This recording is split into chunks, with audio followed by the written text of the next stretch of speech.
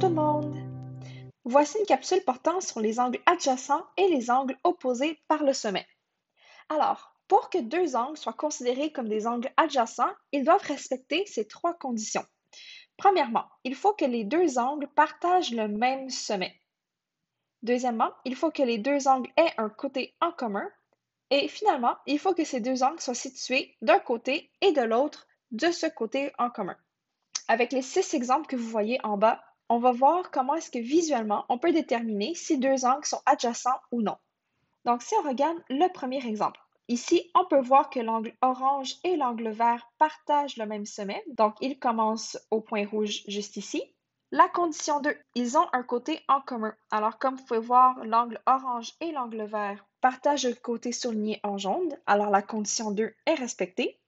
Et la troisième condition, est-ce qu'ils sont situés d'un côté et de l'autre, de ce côté en commun? Alors, l'angle orange est situé en haut du côté jaune et l'angle vert est situé en bas de la droite jaune. Alors, la troisième condition est aussi respectée. Puisque les trois conditions sont respectées, on peut affirmer que oui, l'angle vert et l'angle orange sont des angles adjacents. Pour le deuxième exemple, on peut voir qu'ils partagent le même sommet. Ils ont un côté en commun et ils sont situés de part et d'autre de ce côté en commun. Alors, le deuxième exemple aussi représente deux angles adjacents. Regardons maintenant le troisième. Directement, vous pouvez voir que la première condition n'est pas respectée. L'angle orange et l'angle vert n'ont pas le même sommet et donc ici, non, ce ne sont pas des adjacents à cause de la condition numéro 1 qui n'est pas respectée.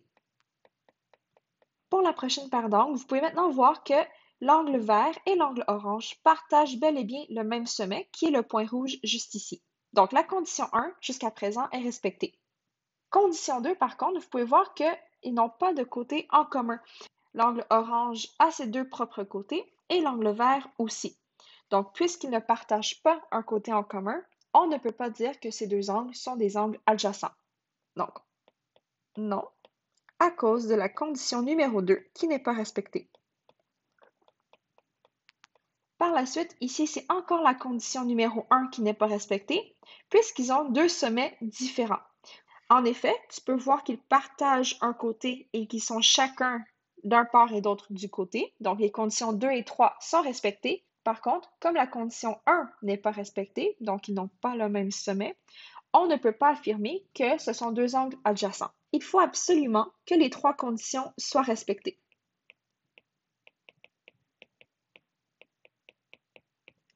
Et finalement, condition 1, nous avons le même sommet. Condition 2, ils partagent un côté en commun. Donc, si l'angle orange, c'est celui-là, et l'angle vert, c'est celui-là, on peut voir que le côté en commun, c'est celui à droite complètement que je souligne en jaune. Donc, la condition 2 jusqu'à présent est respectée.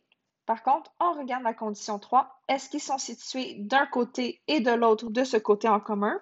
Eh bien, la réponse est non, parce que les deux angles se situent à gauche du côté en commun. C'est la condition numéro 3 qui n'était pas respectée.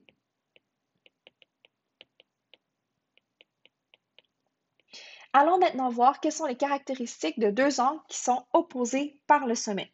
Pour que deux angles soient opposés par le sommet, il y a encore trois conditions à respecter.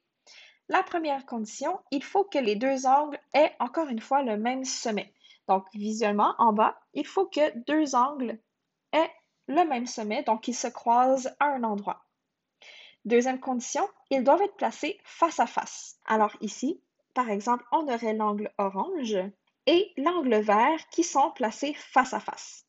Troisième condition, ils doivent être formés de deux droites. Alors vous pouvez voir qu'ici, nous avons une première droite jaune et d'une deuxième droite bleue.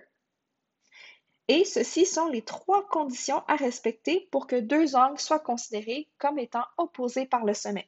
Ici, si j'identifie mes angles comme étant l'angle numéro 1 et l'angle numéro 2, je peux dire que l'angle 1 et 2 sont bel et bien opposés par le sommet.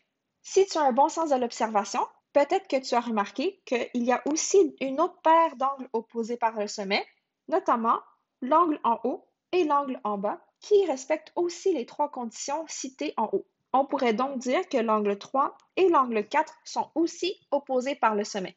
À quoi ça sert les angles opposés par le sommet? C'est pour la caractéristique suivante. À chaque fois que tu vas voir deux angles qui sont opposés par le sommet, c'est très important, tu dois te souvenir que les angles seront toujours isométriques. Et je vous rappelle que le mot isométrique, ça veut dire qu'ils ont la même mesure. Donc ici, on peut voir que l'angle 1 et l'angle 2 sont isométriques parce qu'ils sont opposés par le sommet. Et on pourrait dire la même chose pour l'angle 3 et l'angle 4 qui sont isométriques parce qu'ils sont opposés par le sommet. Mathématiquement, on peut aller représenter une isométrie à l'aide de petits tirets. Alors l'angle 1 et l'angle 2 sont isométriques et l'angle 3, l'angle 4 sont isométriques entre eux aussi. Merci.